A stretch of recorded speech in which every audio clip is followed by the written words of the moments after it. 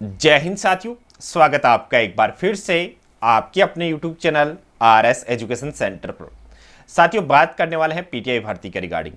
PTI भर्ती का जिस दिन से अंतिम परिणाम जारी हुआ है उसी दिन से आपने पीटीआई भर्ती को लेकर काफ़ी अफवाहें सुनी होंगी।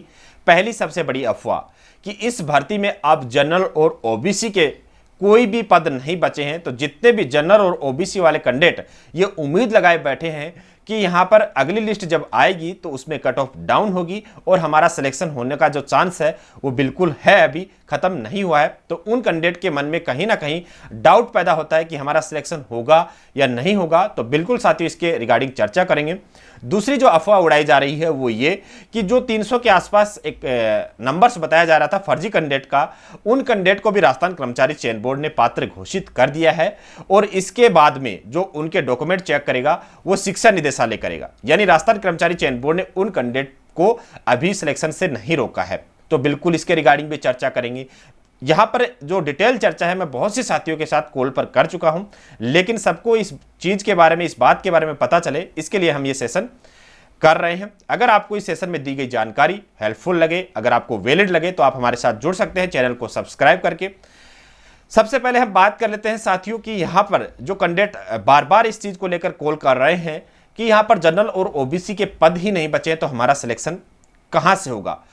बहुत से कैंडिडेट ने ऐसे ऐसे डाटा बताए हैं कि ओबीसी के 70 पद बचे हैं, जनरल के 20 पद बचे हैं। किसी ने तो साफ साफ मना कर दिया कि यहां पर, मेरे को एक कंफर्म सोर्स ने बताया है कि यहां पर जनरल और ओबीसी के पद ही नहीं बचे।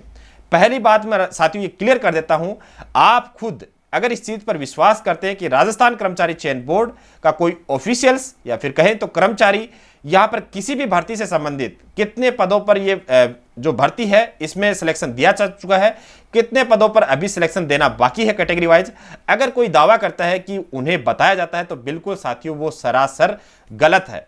कभी भी राजस्थान कर्मचारी चयन बोर्ड का ऑफिशियल्स यहां पर किसी भी भर्ती के कैटेगरी वाइज पदों की जानकारी बाहर नहीं दे सकते। इसके अलावा मैं बात करूं यहां पर साथियों, चलिए एक पॉइंट आपका यह बनता है कि जो कि मैंने आपको बताया है।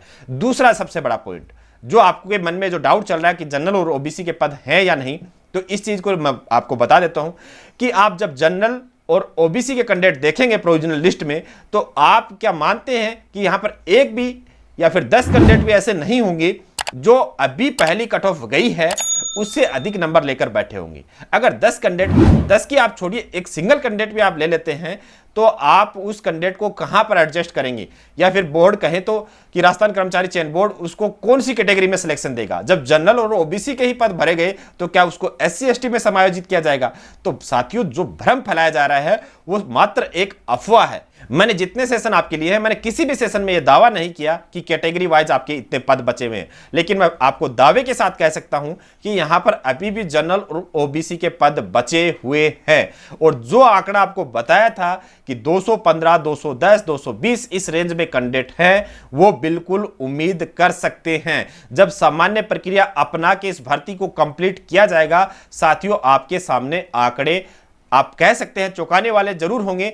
मतलब कहने का यह है कि आप खुद सोचोगे कि इतनी कट ऑफ कैसे नीचे आ सकती है। हालांकि देखिए, मैं आपको एक बार फिर कह रहा हूं कि किसी के पास यह डाटा नहीं है कि ओबीसी के इतने पद बचे हैं, जनरल के इतने पद बचे हैं, वो सब एक अफवाह मात्र है। जो बात है वो यही है कि जनरल और ओबीसी के पद अभी बचे हैं। 2 रीजन मैंने आपको इसके पीछे बता दिए हैं। दूसरा सबसे बड़ा पॉइंट आपका यहां पर जो अफवाह फैलाई जा रही है कि 300 के आसपास कैंडिडेट यहां पर जो आपकी प्रोविजनल लिस्ट में शामिल होने थे उनको सिलेक्शन दे दिया है राजस्थान कर्मचारी चयन बोर्ड ने।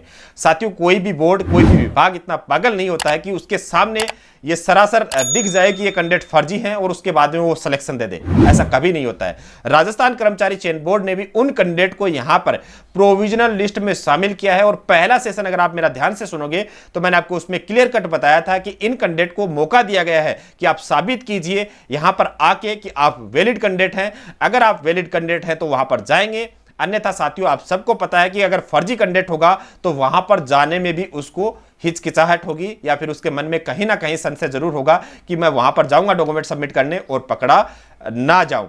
तो बिल्कुल ये बात भी अफवाह है कि राजस्थान कर्मचारी चयन बोर्ड ने उन कैंडिडेट को सिलेक्शन दे दिया है जिनको यहां पर फर्जी कैंडिडेट बताया जा रहा था। देखिए वो फर्जी है या नहीं वो चीजें बाद में साबित होंगी, लेकिन उनको यहां पर अभी प्रोविजनल लिस्ट में रखा गया है, यानी उनको सिलेक्शन नहीं दिया गया है। एक जो सबसे बड़ा सवाल यह है कि कैंडिडेट बार बार बोल रहे हैं कि यहां पर कुछ कैंडिडेट ऐसे भी होंगे जो 187 188 वाले भी प्रोविजनल लिस्ट में हैं, तो क्या बोला यहां पर कट ऑफ 188 आएगी? तो देखिए मैं ये दावा नहीं कर रहा हूं कि 188 आपकी कट ऑफ आ जाएगी। जो कट ऑफ का दायरा था जो अगली लिस्ट में आपका आ सकता है उसका आंकड़ा मैंने आपको बता दिया है। इसके अलावा यहां पर कैंडिडेट बार बार यह भी पूछते हैं कि अगली लिस्ट कब आएगी। देखिए मैंने ये चीज आपको क्लियर कर दी है कि अगर डिपार्टमेंट सही तरीके से काम करता है, अगर इंटरेस्ट लेकर काम करता है आपका, तो बिल्कुल यहां पर 20 से 30 जून के बीच में आपका काम 100% हो जाएगा। बाकी साथियों देखिए पूरी चीजें यहां पर किसी भी डिपार्टमेंट की कार्य प्रणाली पर डिपेंड करती हैं। आपको इंतजार करना होगा 20 से 30 के बीच में। अगर इस बीच में आपका काम नहीं होता है तो फिर आप जो भी यहां पर कैंडिडेट वंचित है सिलेक्शन से, वो अपना ग्रुप बनाकर आप राजस्थान कर्मचारी चयन बोर्ड में जाकर मिल सकते हैं। लेकिन मेरे हिसाब से आपको अभी 20 से 30 जून का इंतजार करना चाहिए। राजस्थान कर्मचारी चयन बोर्ड को अपना काम करने देना चाहिए। और जो कैंडिडेट जो अफवाहें मैंने आपको बताई हैं, इन दोनों अफवाहें से बिल्कुल आपको दूर रहने की जरूरत है। जितना भी समय, देखिए मानता हूं कि यह समय निकालना हर किसी कैंडिडेट के लिए बहुत मुश्किल है। अगर मैं आपकी जगह हूं तो वो टाइम मेरे लिए निकालना भी बहुत मुश्किल है, क्योंकि आपने बहुत दिन इंतजार किया है। लेकिन साथियों कई बार बोलते हैं ना, इंतजार का फल मीठा होता है और वो समय आपका आएगा। ये समय आपको निकालने की जरूरत है। तो जुड़े रहिएगा, पॉजिटिव रहिएगा। मिलेंगे अगले सेशन में, तब तक के लिए आप सभी का धन्यवाद। जय हिंद।